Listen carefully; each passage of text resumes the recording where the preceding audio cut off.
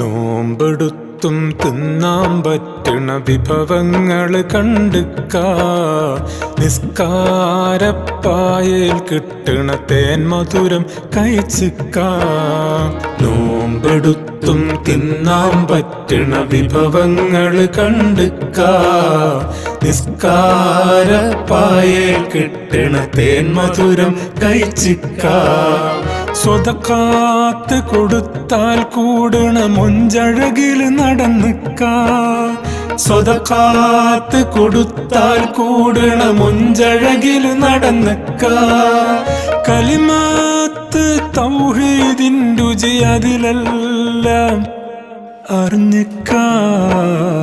നോമ്പെടുത്തും തിന്നാൻ പറ്റണ വിഭവങ്ങൾ കണ്ടുക്കാ. നിസ്കാരപ്പായയിൽ കിട്ടണ തേൻ